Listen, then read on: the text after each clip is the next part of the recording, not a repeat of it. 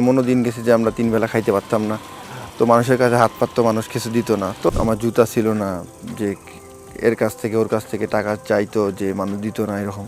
রিশাদ হোসেনের জন্য তার বাবার সবচেয়ে বড় ত্যাগ কোনটা মনে পড়ে কখনো, যেটা দেখে আপনার অনেক বেশি খারাপ লেগেছিল এবং মনে হয়েছিল যে না, বাবাকে এটার রিটার্নটা যেভাবেই হোক, আসলে দেওয়া তো যায় না রিটার্ন, বাট কিছু না কিছু একটা করে যাতে ওই ঋণটার কিছুটা হলেও শোধ করা যায়। আমার জুতা ছিল না যে এর কাছ থেকে ওর কাছ থেকে টাকা চাইতো যে মানুষ দিত না এরকম।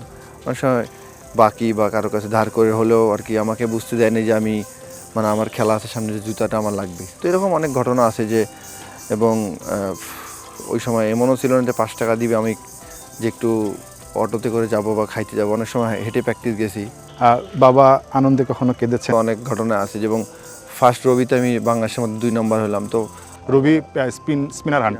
তো আমি ফার্স্ট 40,000 টাকা পাইছিলাম, ফার্স্ট চেক আমার লাইফে।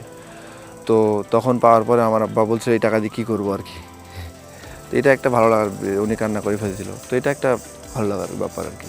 যখন আগের স্মৃতিগুলো মনে আসে তখন আব্বা অনেক ইমোশনাল হয়ে যায়। আমরা তো ছোট ফ্যামিলি থেকে উঠে আসা, তো এরকম কষ্ট টুকটাক থাকেই, যে এমনও দিন গেছে যে আমরা 3 বেলা খাইতে পারতাম না।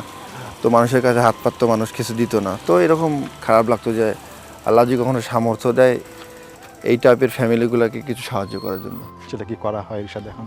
হ্যাঁ, টুকটাক করা হয়। আল্লাহ যতটুকু দেয়, যে চেষ্টা করি যে সামর্থ্যর চেয়ে একটু বেশি দেওয়ার আর কি।